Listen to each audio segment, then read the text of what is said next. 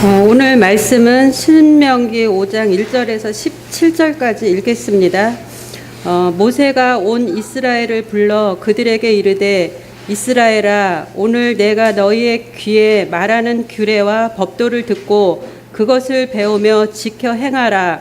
우리 하나님 여호와께서 호렙산에서 우리와 언약을 세우셨나니 이 언약은 여호와께서 우리 조상들과 세우신 것이 아니요 오늘 여기 살아있는 곧 우리와 세우신 것이라. 여호와께서 산 위 불 가운데서 너희와 대면하여 말씀하시매 그때에 너희가 불을 두려워하여 산에 오르지 못하므로 내가 여호와와 너희 중간에 서서 여호와의 말씀을 너희에게 전하였노라. 여호와께서 이르시되 나는 너를 애굽 땅 종 되었던 집에서 인도하여 낸 내 하나님 여호와라. 나 외에는 다른 신들을 내게 두지 말지니라. 너는 자기를 위하여 새긴 우상을 만들지 말고 위로 하늘에 있는 것이나 아래로 땅에 있는 것이나 땅 및 물 속에 있는 것에 어떤 형상도 만들지 말며 그것들에게 절하지 말며 그것들을 섬기지 말라. 나 내 하나님 여호와는 질투하는 하나님인즉 나를 미워하는 자는 죄를 갚되 아버지로부터 아들에게로 3대까지 이르게 하거니와 나를 사랑하고 내 계명을 지키는 자에게는 1000대까지 은혜를 베푸느니라. 너는 내 하나님 여호와의 이름을 망령되이 일컫지 말라. 나 여호와는 내 이름을 망령되이 일컫는 자를 죄 없는 줄로 인정하지 아니하리라. 내 하나님 여호와가 내게 명령한 대로 안식을 지켜 거룩하게 하라. 엿새 동안은 힘써 내 모든 일을 행할 것이나 일곱째 날은 내 하나님 여호와의 안식일인즉 너나 내 아들이나 내 딸이나 내 남종이나 내 여종이나 내 소나 내 나귀나 내 모든 가축이나 내 문 안에 유하는 객이라도 아무 일도 하지 못하게 하고 내 남종이나 내 여종에게 너같이 안식하게 할지니라. 너는 기억하라. 내가 애굽 땅에서 종이 되었더니 내 하나님 여호와가 강한 손과 편팔로 거기서 너를 인도하여 내었나니 그러므로 내 하나님 여호와가 내게 명령하여 안식을 지키라 하느니라. 너는 내 하나님 여호와께 명령한 대로 내 부모를 공경하라. 그리하면 내 하나님 여호와가 내게 준 땅에서 내 생명이 길고 복을 누리리라. 살인하지 말지니라. 아멘. 십계명은 인간의 죄가 무엇인지를 알려주는 그러한 하나님의 영원한 기준입니다. 기독교 내에서 죄에 대해 정의할 때 다른 것을 기준으로 하여 죄를 말하면 그것은 인간들이 서로 간에 지우는 짐이 될 수 있어요. 죄라는 것을 말할 때는 항상 여러분들 그 십계명을 기준으로 해서 죄를 말할 수 있길 바랍니다. 그렇지 않으면 쓸모없는 걸 가지고서 인간의 양심을 잘못 만들어서 이 무거운 짐을 지우는 짐이 될 수가 있어요. 그런데 지금 너희가 어찌하여 하나님을 시험하여 우리 조상과 우리도 능히 매지 못하던 멍에를 제자들의 목에 두렸느냐. 즉 죄의 분별 기준을 제대로 알지 못하면 하나님께서 지우지 않으신 짐을 사람들의 어깨에 둘 수가 있게 되는 것이에요. 이 말세 때에는 여러 이단들의 활동이 더욱 많아질 것이며 거세질 것이며 나아가 무엇이 죄인지 분별하기 어려운 때가 될 것이에요. 지금 벌써 죄에 대한 분별이 혼탁해진 것은 벌써 오래됐어요. 지금 젊은 사람들 중에 어떠한 그런 어떤 혼전의 그런 어떤 성관계에 대해서 죄의식을 갖고 있지 않는 사람들이 허다하죠. 이런 것들은 지금 이 하나님의 말씀을 망각하고 죄가 무엇인지를 분별하지 못하는 시대가 이미 돌입해 되어 있는 것입니다. 이럴 때 우리는 십계명의 율법과 함께 우리 주 예수 그리스도의 복음을 정확히 알아야 합니다. 그렇지 않으면 우리는 하나님께서 원하시는 바른 진리를 알 수도 없고 설 수도 없습니다. 나아가 우리 인생은 헛수고의 인생이 되는 것이에요. 저는 죄를 구별할 때 항상 십계명으로만 합니다. 십계명에 걸리지 않으면 죄로 여기지 않습니다. 이는 문화적 차이, 성격적 차이, 교단적인 차이가 있음을 인정하기 때문에 그래요. 성격이 다르기 때문에 너는 죄인이고 너는 나쁜 사람이고 나는 좋은 사람이다. 이것은 상대적이고 맞지가 않아요. 이 백인들 중에 보면 굉장히 그 잘못된 사람들이 있는데 흑인의 문화를 보고 그걸 굉장히 더럽게 여기고 악하게 보는 일들이 있어요. 그런 것들은 십계명으로 죄라고 정의할 수가 없기 때문에 우리는 이 죄를 찾아낼 수가 없습니다. 그러나 우리는 굉장히 쉽게 이 성격 차이, 문화적 차이를 죄로 여기는 일들이 많이 있다는 것이죠. 같은 하나님을 믿고 사랑해도 성경 해석과 의견 차이가 있을 수 있다는 사실을 받아들입니다. 그러나 십계명에 의해 죄로 드러나면 반드시 피 흘리기까지 싸워야 합니다.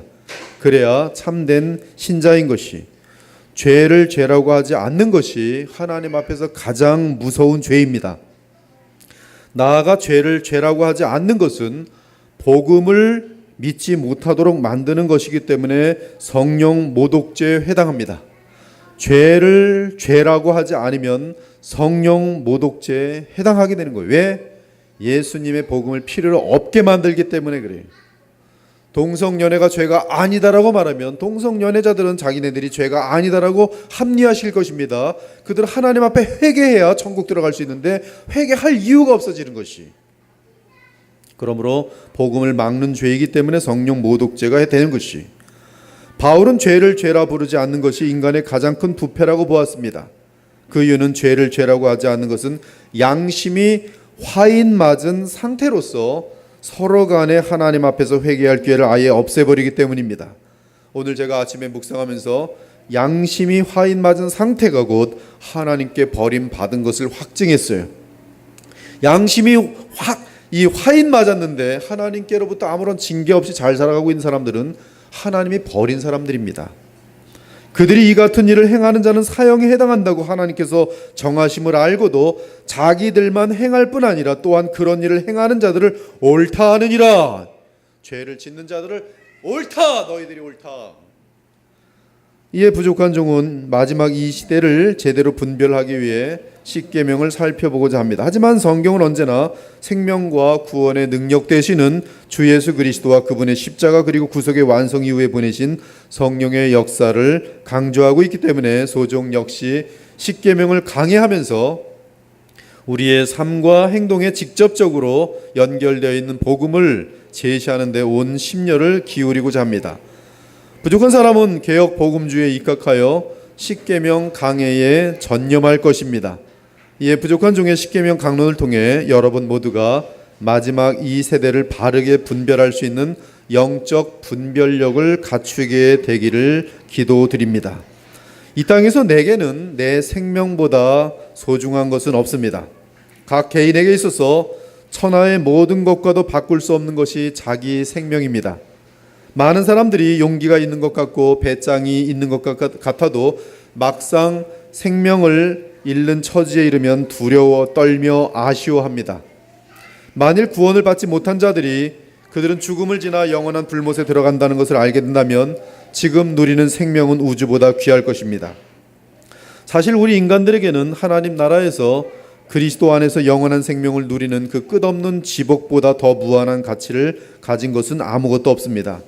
사랑하는 여러분, 인간을 향한 하나님의 가장 큰 사랑은 다른 것에 있는 것이 아니라 영원한 생명을 주심에 있습니다. 그 영생을 가지고 주 예수 그리스도께서 친히 예비하신 영원한 기업 바로 천국을 누리는 것이 우리 인간에게 주어진 최고의 선물입니다. 하나님은 우리 주 예수 그리스도 안에서 영생의 선물을 주십니다. 이에 성경은 영생 곧 유일하신 참 하나님과 그가 보내신 자 예수 그리스도를 아는 것이니이다라고 말합니다. 그런데 이 영생을 주시기 위하여 하나님께서는 아들의 생명을 희생하셨습니다. 그것이 십자가입니다. 하나님은 우리에게 영생을 주시기 위해 아들의 생명을 주셨고 아들은 우리에게 영생을 주시기 위해 우리의 죄를 대신하여 십자가에 죽으셨습니다. 그리고 성령께서는 우리에게 그리스도의 생명 즉 영생의 생명을 주시고 그 생명으로 세상 사람과는 다르게 살도록 하셨어요. 그 삶은 구별된 삶으로서 거룩한 삶이라고 성경은 말하고 있습니다. 우리를 왜 구원하셨는가? 구별된 삶을 살도록 부르셨어요. 구별된 삶을 성경은 거룩한 삶이라고 부르고 있습니다. 하나님께서는 자기의 영원한 생명을 주시며 이 땅에서 하나님의 백성답게 영광스럽게 살 수 있도록 하시기 위해 그 많은 사람 중에 아브라함을 택하여 그를 믿음으로 인도하셨습니다. 그 아브라함과 이삭과 야곱의 언약으로 이어지면서 결국 모세를 통해 야곱의 자녀들로 이스라엘 나라를 만들어 그들을 이 땅에서 하나님의 백성으로 삼으셨습니다. 이는 이 작은 이스라엘을 통해서 온 세상을 구원하시려는 하나님의 놀라운 계획이며 엄청난 사랑이었습니다. 이때 하나님께서는 하나님의 백성이 된 이스라엘이 하나님의 백성답게 살아가도록 법을 주셨습니다. 제가 지금 여러분들에게 하나하나 말씀드리는 센텐스는 굉장히 정교한 내용이에요. 그냥 이 말씀이 계속 증거되지만 대단히 정교한 내용들입니다. 어에 의해서 그냥 길이 확확 바뀌는 그런 내용들이에요. 하나님께서는 하나님의 백성이 된 이스라엘이 하나님의 백성답게 살아가도록 법을 주셨습니다. 그것이 율법이고 율법을 함축한 것이 십계명입니다. 따라서 십계명은 하나님의 사랑과 은혜를 입은 사람들에게 하나님께서 요구하시는 순종의 내용입니다. 이때 주 하나님께서 그분의 백성들에게 주신 십계명은 주의 자녀들에게 굴레를 씌우기 위한 것이 아니라 하나님의 백성들이 이 땅에서 하나님의 자녀로 드러날 수 있도록 하기 위한 것이, 지금 이 내용도 다 간단한 센텐스였지만 십계명에 대해서 얼마나 핵심을 담고 있는지 몰라요. 왜냐하면 너무나 많은 사람들이 십계명으로 굴레를 씌우고 있기 때문에 그래요. 서로 굴레를 씌우고 서로 판단하고 서로 정죄하고. 그러나 하나님께서 우리에게 십계명을 주심은 주의 자녀들을 굴레 씌우기 위한 것이 아니라 하나님의 백성들이 이 땅에서 하나님의 자녀로 드러날 수 있도록 하기 위한 것입니다. 즉 그들이 율법을 순종할 때 이 땅에서 그들의 품위가 드러나고 나아가 주 하나님의 백성으로서의 특징이 나타나 영광스럽게 영화롭게 되도록 하기 위한 것이 십계명이에요. 곧 십계명의 말씀을 지켜 나갈수록, 하나님의 자녀들이 십계명의 말씀을 지켜 나갈수록 그들은 영화로워지고 영광스럽게 되어진다, 이 말씀입니다. 그래서 하나님께서는 십계명을 주시기 전에 말씀하시길, 나는 너를 애굽 땅 종되었던 집에서 인도내어 낸 내 하나님 여호와니라. 그리고서 십계명을 주세요. 곧 이 십계명은 너희가 나와 구원을 통하여 나 여호와 하나님과 백성의 관계, 나 하나님 여호와와 자녀의 관계를 맺게 되었으니 이제 너희는 자녀답게 또한 백성답게 살 수 있도록 나의 계명을 지키도록 하여라, 이 말씀이에요. 즉 너희는 이미 구원을 받았으니 십계명을 지키라는 것입니다. 가끔 교인들 중에 보면 십계명을 지켜서 구원을 받으려는 사람이 있는데, 이러한 사람은 지독히 어리석은 사람이며 하나님의 계획과는 거꾸로 행하는 사람들이, 십계명은 구원을 위해 주신 것이 아니라 주의 십자가의 은혜로 구원을 받은 사람들에게 주 하나님의 자녀답게 살라고 주신 것이. 아무튼 십계명을 지킬 때마다 우리 주님의 백성은 하나님의 사랑을 느끼게 됩니다. 그리고 십계명을 지킬 때마다 그 행위는 다름 아닌 주 하나님을 의식하는 가운데 행하는 순종이기 때문에 십계명을 행하면서 나는 내가 이미 하나님의 자녀인 것을 알고 있었지만 또한 하나님의 자녀로서의 그 품위와 영광과 보람과 긍지를 하나님의 계명을 지켜나가면서 갖도록 되어 있어요. 얼마나 확신이 차면서 기쁨이 넘치는지 몰라요. 얼마나 나의 아버지께서 즐거워하시는지 내 마음속에 함께 느껴지면서 계명을 지키는 것이 기쁨이 되고 보람이 된다, 이 말씀. 주님, 나를 사랑하시고 나를 위해 독생자 예수 그리스도를 이 땅에 보내시어 대속의 십자가를 지게 하신 하나님, 무한하신 나의 아버지요, 아버지 하나님은 내가 주의 기뻐하시는 뜻대로 살기를 원하시는구나. 내가 오늘 아버지 하나님을 생각하며 그분의 기쁨이 되고자 이렇게 주의 계명을 순종하나이다. 예수께서 말씀하셨어요. 네가 나를 사랑하면 내 계명을 지킬지니라. 내 계명을 지키는 자는 곧 나를 사랑함이라. 이때 십계명을 지키는 자녀들은 자신의 의를 쌓기 위함이 아니라 자신을 구원하신 하나님께 감사와 영광을 돌리며 그분을 진심으로 사랑하는 마음을 표현하는 것이 십계명을 지킴이에요. 이러한 근본적인 십계명에 대한 자세가 없을 때는 조금 지키는 듯하면 우쭐해지고 의로워져요. 그리고 탁 보면 그렇게 안 지켜지는 사람을 보면 정죄를 하게 돼 있어요. 또한 십계명을 지키는 것이 나의 의로고 여기는 사람은 오늘 십계명을 제대로 못 지켰어요. 갑자기 우울증에 빠지고 절망하면서 나는 하나님의 자녀가 맞을까? 뭐 지옥과 천국을 왔다 갔다 해요. 교만과 절망을 왔다 갔다 해요.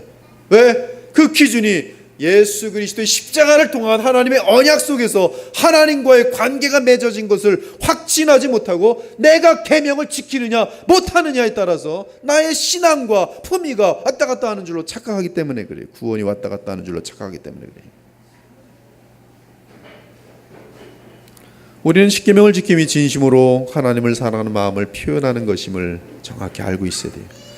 그래서 십계명에서 1에서 4계명은 인간이 하나님을 사랑하는 방법을 제시하고 있으며 5에서 10계명은 하나님의 마음이 세상 공동체를 향해 어떻게 나타나야 하는지를 말한 것으로서 이웃사랑이 그 중심 사상이 되는 것입니다. 이때 이웃사랑은 그 자체로 서는 것이 아니라, 이것도 정교한 말씀이, 이웃사랑은 그 자체로 서는 것이 아니라 주 하나님을 사랑하기 때문에, 그 하나님이 나를 그리스도 안에서 먼저 사랑하셨기 때문에 그 하나님을 향한 사랑의 표현이 연속적으로 이웃사랑으로 나타나는 것이, 이웃사랑은 그러므로 나에게 있어서는 하나님을 향한 사랑의 고백의 연장선이 되는 것이, 이것이 분리되어 있지 않습니다.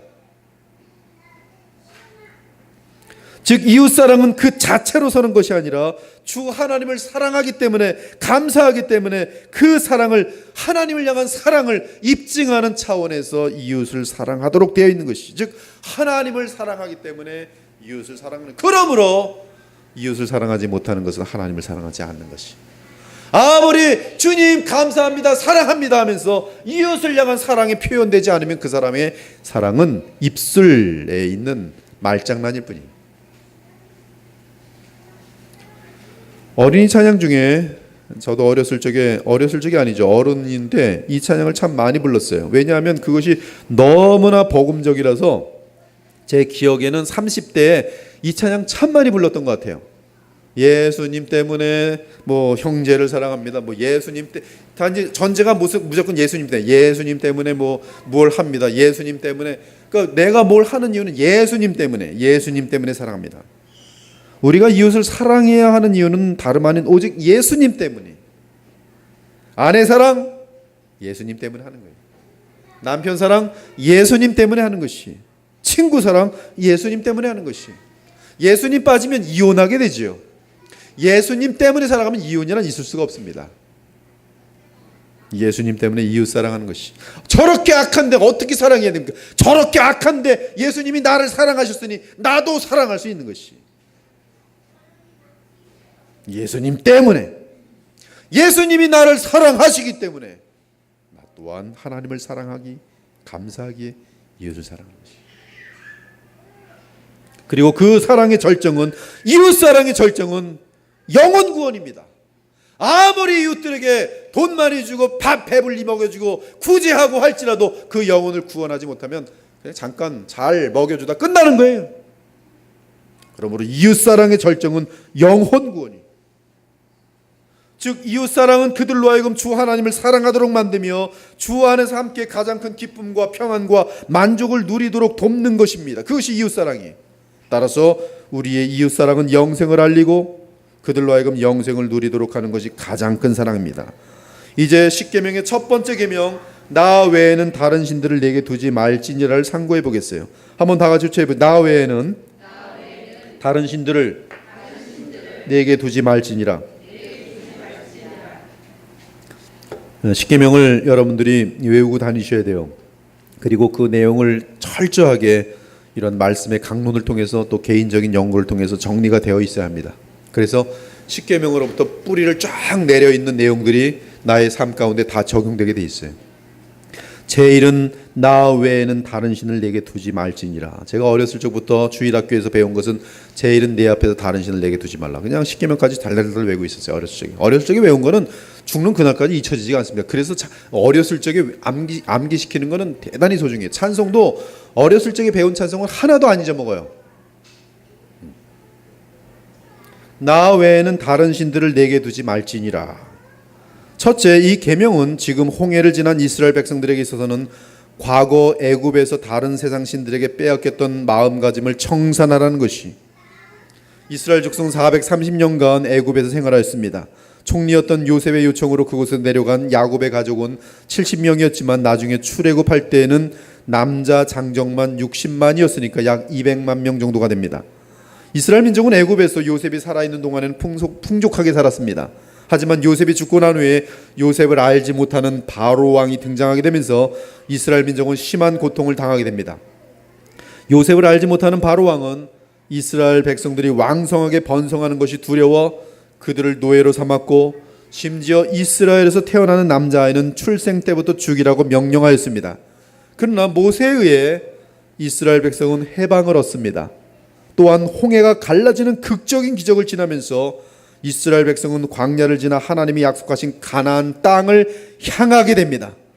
그러나 광야 생활이 힘들고 가나안 땅에 거하는 사람들에 대한 두려움이 생기면서 오히려 광야에서 애굽의 삶을 동경하게 됩니다. 그런데 애굽의 삶이라는 것은 우상 문화였어요. 애굽은 그 당시 셀 수 없이 많은 우상을 섬겼습니다. 곧 이스라엘 백성이 애굽을 그리워한 것은 우상의 문화와 함께 우상의 마음이 빼앗겼던 것이, 그때 우상과 함께 즐기던 쾌락들, 그때 우상에게 제사하면서 먹었던 재물들, 그들은 우상에게로 돌아가기를 원했어요. 왜? 광야 생활이 힘드니까.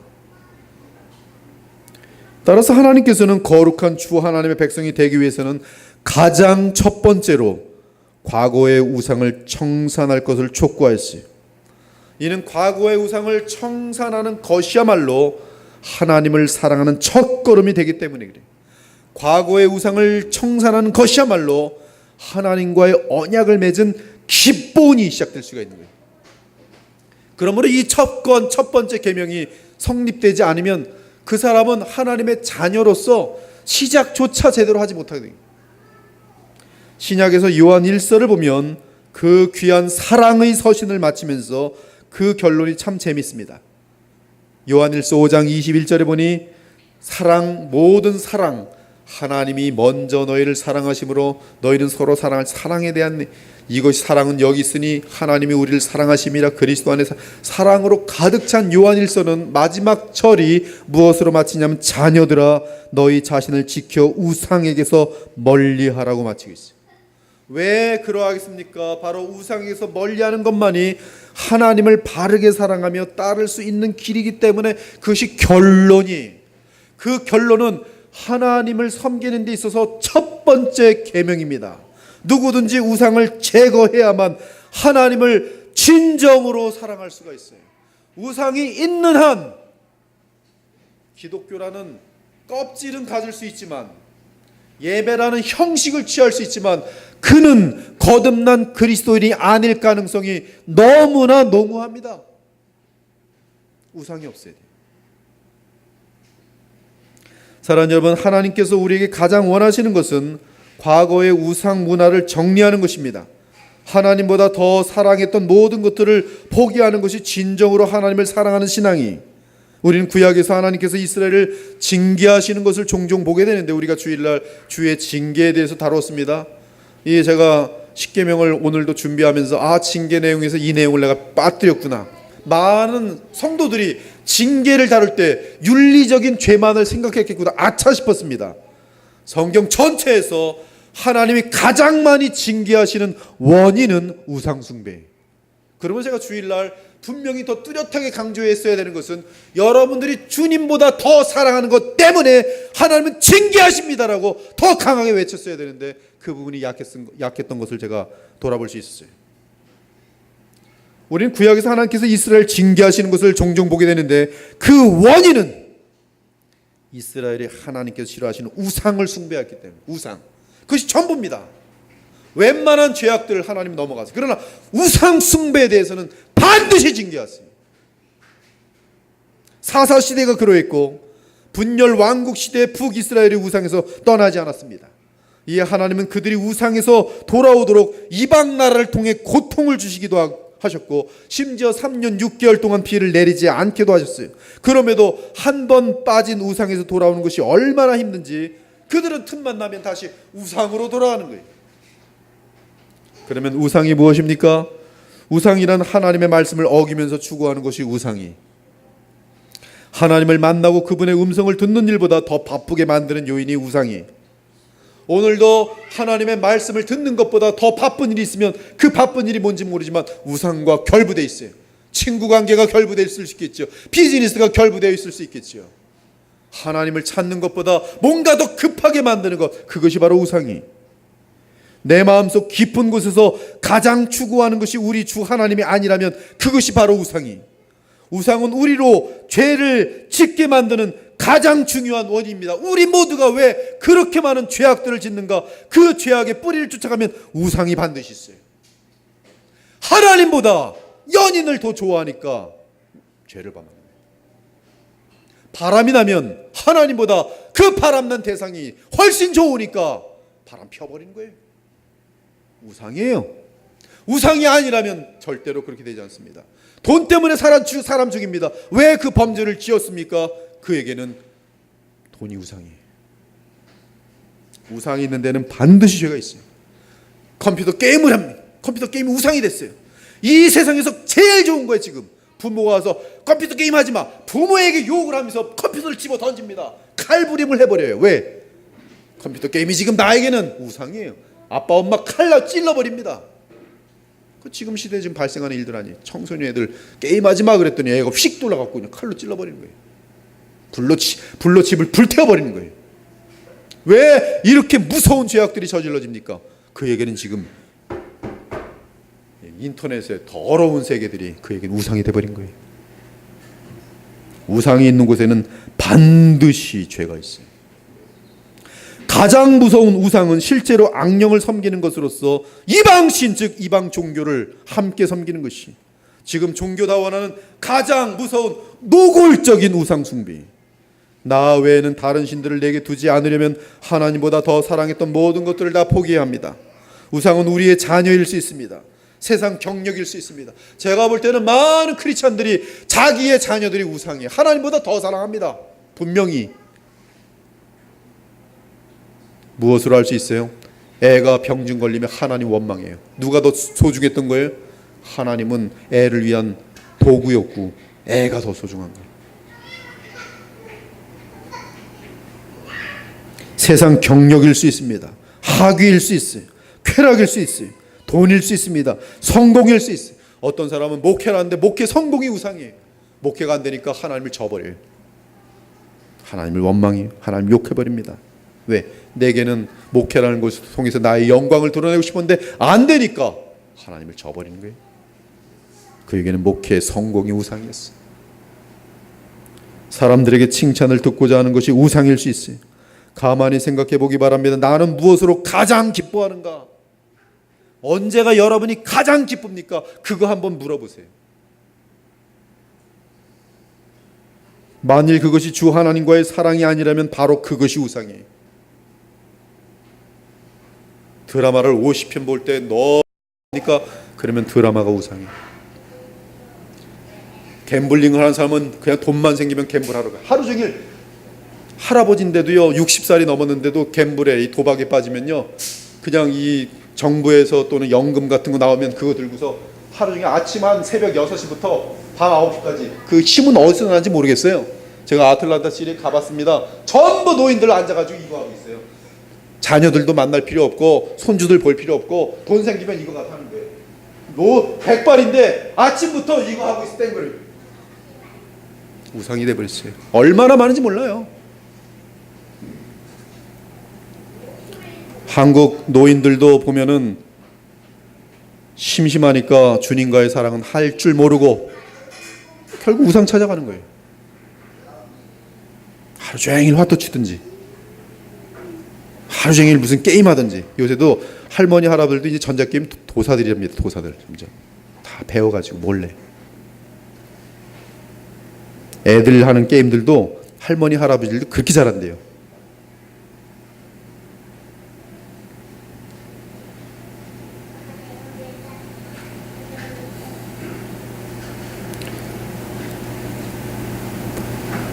바울은 우리가 예수님을 알기 전에 불신 상태에 대해 지적합니다.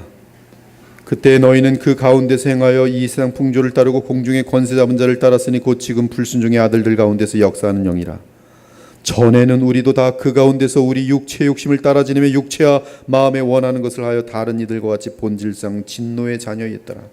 안목의 정욕, 육신의 정욕, 이생의 자랑이 우리의 마음을 사로잡고 있으면 이는 우리가 우상에 빠진 상태이며 우리가 우상에 빠져 있으면 사탄은 그 사람의 마음을 얼마든지 농락할 수 있는 것이. 각종 욕심과 욕망들이 우리의 마음을 지배하면 우리는 하나님을 사랑할 수 없으며 주기적으로 하나님을 불순종하게 되어 있어요. 따라 십계명의 첫 계명은 하나님을 사랑하는 것보다 더 사랑하는 모든 우상들을 과감하게 청산하라고 명합니다. 어떤 여인이 그럭저럭 사귀던 남자들이 있었어요. 남자들 복수입니다. 근데 진짜 참 연인을 만났어요. 사랑하는 이를 만났어요. 인격적으로나 모든 면에서. 어떻게 해야 돼요? 과거에 대충 사귀던 남자들 다 정리해야 돼요. 정리하지 않으면 이 사랑은 진실한 사랑이 될 수 없어요. 하나님과의 진실한 사랑 정말 하길 원하면 하나님보다 더 사랑했던 모든 것들을 다 정리해야 돼요. 정리하지 않으면 주님과의 진실한 사랑은 시작조차 할 수 없어요. 둘째로 이 첫째 계명은 모든 거짓 신들을 버리고 온전히 여호와 하나님을 섬기라는 것입니다. 여호와라는 것은 주 하나님의 이름입니다. 그 뜻은 영원토록 자존하신다는 뜻이에요. 그런데 그 이름은 언약 가운데 자기 백성에게 주신 하나님의 이름입니다. 그러므로 이스라엘 민족에게 있어서 실제로 여호와 하나님께 마음을 들이지 않고 우상을 섬긴다는 것은 하나님과의 언약을 깨뜨린다는 뜻이. 다른 종교의 신들을 받들며 섬기는 것을 의미했어요. 다른 신들은 귀신들을 말합니다. 지구상에는 수천 개의 신이 있지만 최종적으로는 둘로 구분됩니다. 하나는 여호와 참신 하나님이시고 다른 하나는 신으로 자신을 가장하는 사탄, 두 존재밖에 없어요. 이름만 다를 뿐 여호와가 아닌 신들을 섬기는 것은 결국 마귀를 숭배하는 것입니다. 속지 마십시오. 타 종교가 배울 것 있다고 말하는 목사들이 혹시 있습니까? 속지 마십시오. 그들은 아무것도 보고 있지 못하는 것이. 우리가 주 하나님을 예배하지 않고 각기 다른 신들을 숭배하면 그것은 마귀를 숭배하고 있는 것이. 이름만 다를 뿐 여호와가 아닌 신들은 전부 마귀. 기독교 외의 다른 종교에서도 각기 자신들의 신들을 섬깁니다. 그러나 성경에 의하면 이 신들은 다 피조물로서 거짓신이요 귀신들입니다. 이슬람에서는 우리는 알라를 섬긴다. 우리 알라는 너희가 말한 여호와 하나님이다. 자신들의 알라와 여호와를 일치시킵니다. 완전한 거짓말이에요. 그들이 섬기는 알라신은 마귀입니다. 그러므로 다른 종교는 궁극적으로 마귀를 섬기는 것이. 이 마귀는 자신을 하나님이라고 칭하기를 좋아합니다. 이슬람 한글 코란을 보면 알라는 전부 하나님이라고 번역해 두었어요. 그래서 코란 읽어주면 거의 지금 시대 대형교회 설교처럼 들려요. 저 정말 언제 한번 그러고 싶어요. 코란 갖고 와서 한번 살짝 읽어보고 싶어요. 그래서 여러분들이 아멘 아멘 이러고 있으면 그 다음에 이제 혼을 그냥 확 내고 싶어요.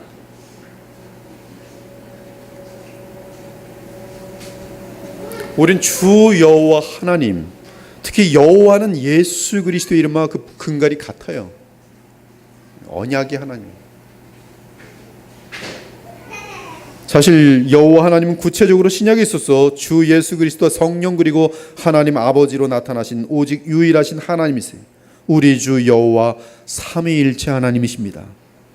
목사들 중에는 다시 한번 강조하는데 다른 종교를 두둔하며 진실하게 종교를 믿으면 어떤 종교에 몸담든 배울 것이 있다라고 말하는 그러한 타종교의 구원을 인정하는 가짜들도 있고 타종교로부터 뭔가 배울 것이 있는 것처럼 말하는 목사들이 있는데 이들은 지금 대단히 위험한 존재들이. 이러한 가르침은 주 하나님의 첫째 계명에 노골적으로 도전하는 것이, 지금 새로운 애인 생겼어, 그 애인도 좀 사랑하고 너 과거 애인들도 계속 사겨, 어떻게 될지 어떻게 알아. 진실한 사랑 같은 거를 못하게 만드는 거예요. 주 하나님은 주의 십계명의 첫 번째 나 외에는 다른 신들을 내게 두지 말지니라고 하셨지. 이는 나의 자녀들아 너희의 마음은 오직 내게만 있어야 하며 오직 나만을 온 땅의 유일한 하나님으로 알아야 한다는 뜻이. 또한 다른 신들을 내게 두지 말라는 말은 눈에 보이게도 말고 생각하지도 말라는 뜻이. 적극적인 표현으로는 나를 온전히 섬기게 하여 우리의 마음을 주께로부터 빼앗는 모든 것을 버리고 또한 멀리하라는 것입니다. 이사야 43장 21절을 보면 하나님께서 주의 백성을 만드신 목적이 나오는데, 이 백성은 내가 나를 위하여 지었나니 나를 찬송하게 하려 함이니라고 말하고 있습니다. 주의 백성의 신분과 가치는 주 하나님을 찬송하는 데 있습니다. 다른 말로 하면 주의 백성의 최고의 의무는 주 하나님만을 예배하고 주 하나님만을 찬송하는 데 있어요. 그 예배의 찬양이 아름다운 이유는, 예배의 찬양이 아름다운 이유는 노래를 너무나 잘하고 너무나 곡조가 뛰어나서 아름다운 게 아니라, 예배의 찬양의 아름다운 이유는 지극히 배타적이기 때문에 아름다운 것이, 오직 하나님께만 마음을 집중하고 그 어떤 피조물도, 그 어떠한 천사들도, 그 어떤 신이라고 하는 존재들도 내가 드린 찬양을 받지 말며 오직 주 예수 그리스도 안에서, 성령 안에서 성삼위 하나님만이 받으실 찬미를 올림이, 그것이 노래를 하나도 하지 못하고 곡조가 다 틀릴지라도 내 마음속에 집중되어 그분께만 드려지는 찬송이면 그것이 하나님이 가장 기쁘게 받으시는 영광된 찬송이란 말씀이에요. 배타성의 배타성.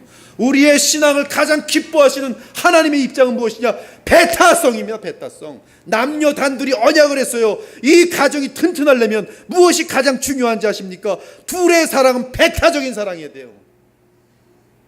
그것이 가정의 힘이고 참된 사랑의 가장 중요한 요소인 것이, 하물며 하나님과의 영원한 사랑에 있어서 하나님을 향한 배타적인 사랑을 갖지 못한다면 그것은 사랑으로 성립될 수가 없어요. 오직 하나님께 마음을 다 바칠 때만이 그것이 가장 아름다운 찬양이며 예배인 것이, 예배 사람들에게 보이려고요? 그건 벌써 이미 예배가 아니에요. 예배 오직 하나님만을 시키고 하나님께 바쳐 올리는 거예요. 오직 주님께만, 살아계신 하나님께만, 우리 주 예수 그리스도를 통한 성삼위 하나님께만 드려지는 그 예배가, 그 자체가 가장 아름다운 거예요.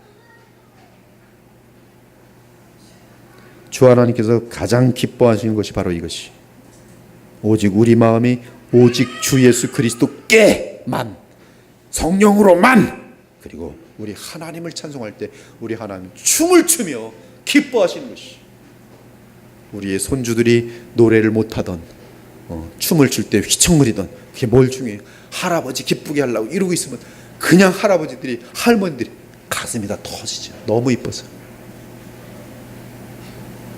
이러한 맥락에서 여호와 하나님께서는 모세를 통해 자기 마음을 알려주세요. 출애굽기 34장 14절, 그 마음이 뭐냐면 너는 다른 신들에게 절하지 말라. 여호와는 질투라 이름하는 질투의 하나님이라. 이 질투의 하나님을 몰라서 다종교도 배울 거 많어, 다종교도 배울 거 들어, 이런 종들이 무슨 하나님의 종이에요? 질투하신 하나님, 태워버리신 하나님, 죽여버리신 하나님, 나 외에, 나랑 영원한 언약을 맺은 너희들이 나 외에 다른 것을 사랑하면 질투가 감당할 수 없어요. 너무나 우리를 사랑하시기 때문에. 하나님은 주의 백성들이 우상이나 다른 신을 섬기는 것을 질투하신다고. 질투라는 것이 무엇입니까? 내가 가장 좋아하는 사람이 나보다 다른 사람을 더 사랑할 때 갖게 되는 마음 아니에요? 하나님의 질투는 아비로부터 자식까지 3, 4대로 저주로 임하게 되고 진노 가운데 지혜의 백성을 지면에서 멸절시켜버려요. 무엇이? 하나님의 질투가. 그러나 이러한 질투는 우리를 지독히 사랑하시기 때문에 나타난 하나님의 표현입니다. 그리고 주 하나님은 자신과 언약 관계에 있는 주의 백성을 향해 질투하시는데, 이러한 질투는 합법적인 것이, 제가 저희 아내를 향하여 질투하면 얼마나 아름다운 건지 몰라요. 저희 아내가 마음이 딴 데로 흩어지려고 그러면 가서 막 화를 내면 얼마나 합법적이에요. 그걸 가지고 누가 왜 질투의 목사님이 질투까지 나쁜 사람이야, 이런 사람이 어디 있어요. 오히려 바람 피는데 가만, 잘한다 나는 관용이 많은 사람, 난 마음이 넓은 사람이야, 신나게 바람 펴라.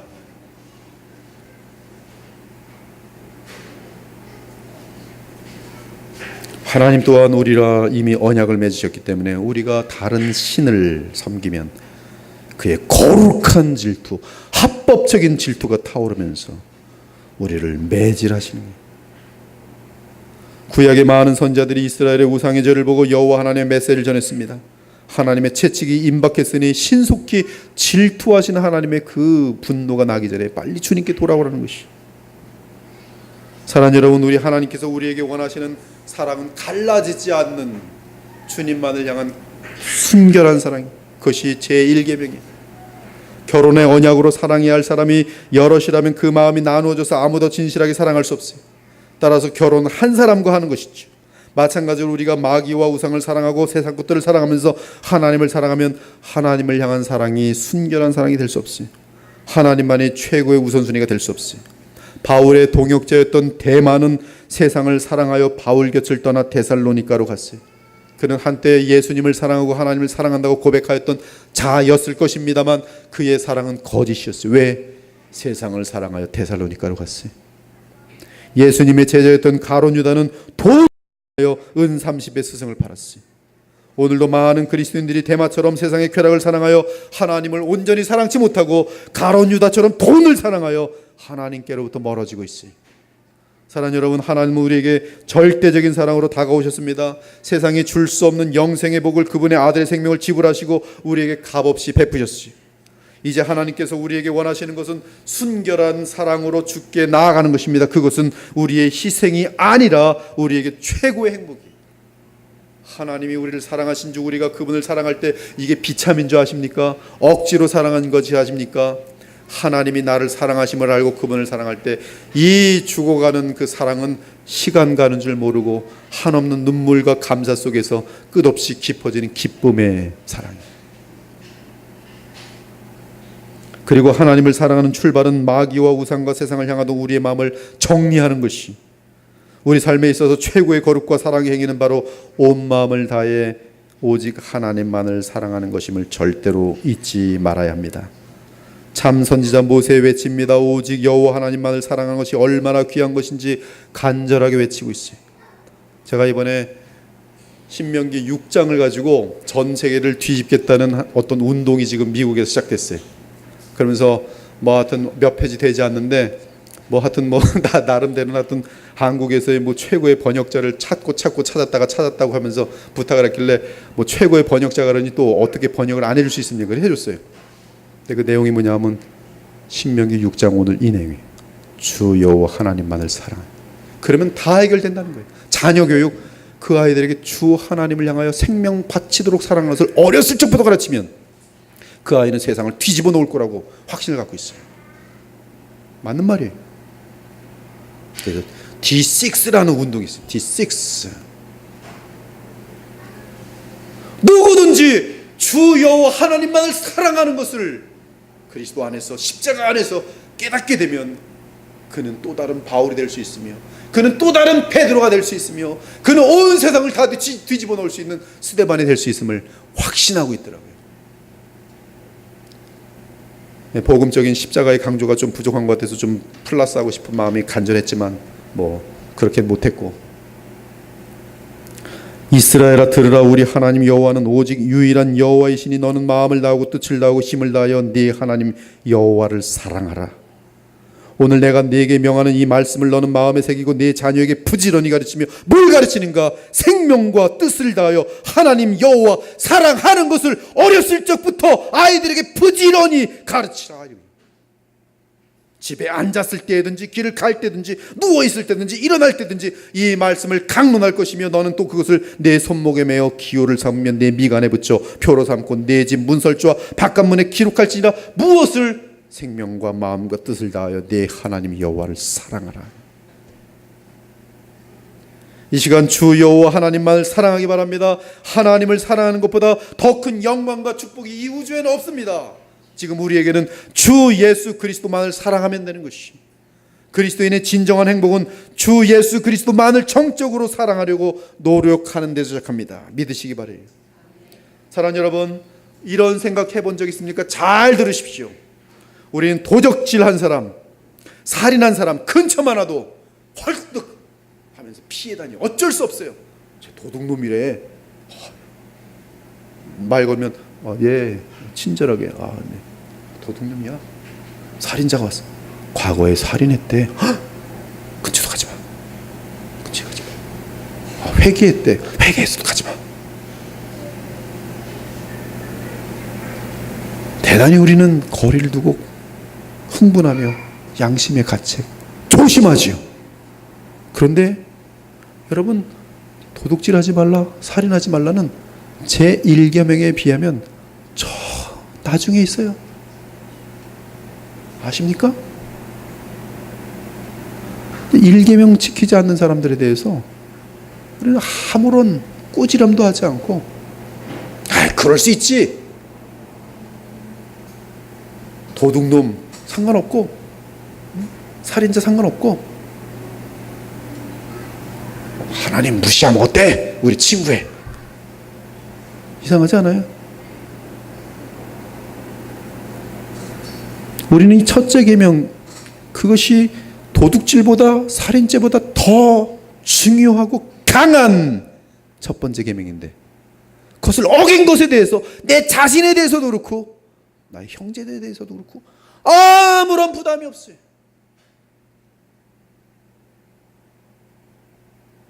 이 얘기는 뭐예요? 우리는 전심으로 주 하나님을 사랑하는 데 익숙지 않아요. 또 전심으로 주 하나님을 사랑하고 있지 않아요. 너나 나나 그냥 하나님은 꼬다는 보짜리고 필요할 때만 부르는 거고, 돈 없을 때 부르고 아플 때 부르고 인생이 막힐 때 부르고 그 정도만 됐지. 주님을 향해서 뭐 이렇게, 그는 율법주의야, 그는 힘들어, 우리는 서로 봐주고 봐주자고. 살인자 안 되지, 살인자는 도둑놈 안 되지. 하나님 외에 다른 우상숭배자 어때? 우상숭배, 다도 우상숭배하는데 자녀 사랑이 더 귀하지. 뭐 하나님 어때? 다 알아서 용서해 주시겠지. 하나님을 망각하며 우습게 여기는 것에 대해서 우리 모두가 그냥 같이 허용하고 있다는 뜻이. 그들은 하나님의 첫 계명을 완전하게 여기면서 아무런 마음의 가책을 느끼지 않고 있어요.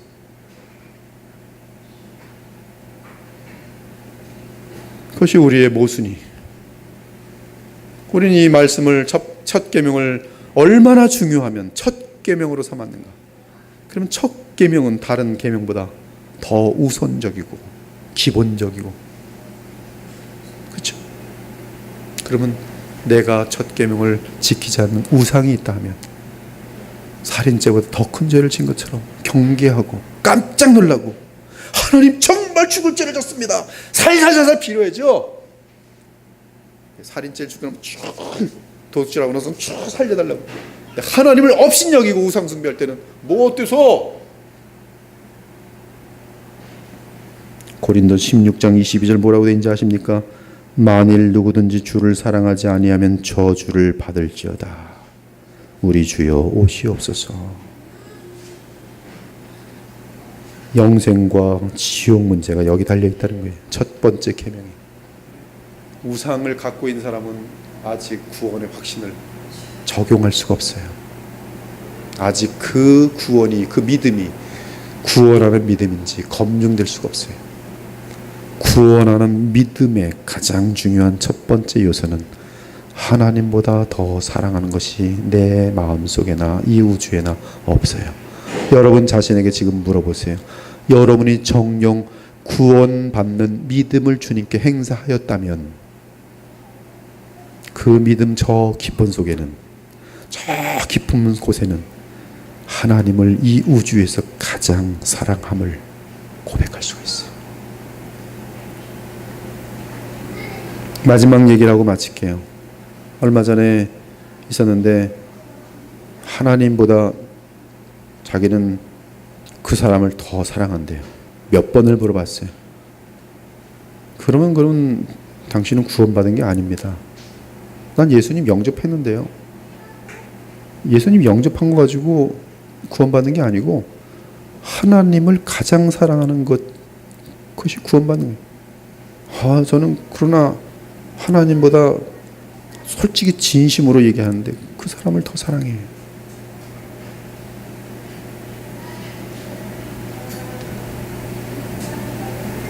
그것은 거듭난 사람이 아니에요. 멸망받게 돼 있어요. 이 시간 결단하기 바랍니다. 저의 모든 것을 주 예수님께 걸겠습니다. 여러분의 마음을 주님께 다 바치시기 바래요. 성령께서는 우리 주 예수 그리스도 하나님을 무한하게 사랑하신 영이세요. 그러면 내게는 주님을 향하여 배반한 일이 많아도 내가 성령으로 충만할 때는 한없이 예수님을 무한하게 사랑할 수 있도록 되어 있어요. 그러므로 성령을 달라고 기도하세요. 내 마음은 이기적이기 때문에 성령의 도우심이 없이는 예수님을 죽도록 사내가 쉽지 않아요. 그러면 성령을 구하시면 성령은 그리스도의 영으로서 우리 마음속에 오셔서 내 마음을 뜨겁게 하고 주님을 생명을 다 바쳐 사랑하도록 도와주세요. 그러므로 이 밤에 이렇게 기도하세요. 아버지, 주의 성령을 보내어 주소서. 하나님 아버지를 가장 사랑하게 하소서. 마음과 뜻과 힘과 생명을 다해 주를 사랑하게 하소서. 제 마음을 활짝 엽니다. 제 마음을 바꾸어 주시고 하나님보다 더 사랑하는 모든 것들을 주님께 드리오니 불로 태우시고 피로 씻기셔서 오직 하나님만 사랑하는 마음으로 가득 차게 하소서.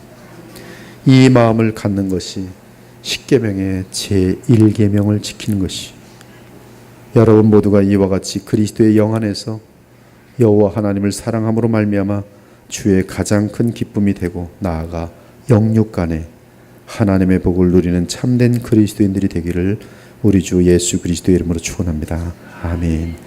오늘 말씀은 너무나 쉽고 자명한 말씀이 정말 하나님을 최고로 사랑하는가? 이 시간에 혹시 주님보다 더 사랑하는 것이 있다면 회개하고 오늘부터 주님만이 나의 전부입니다 고백할 수 있는 믿음 달라고 또 그러한 마음가짐을 갖기를 원합니다. 우리 잠깐 한 30초 동안 간절한 마음으로 제1계명 내 앞에서 다른 신을 내게 두지 말지니라 말씀을 새길 수 있기를 바랍니다. 우리 잠깐 기도 올리겠어요. 간절히.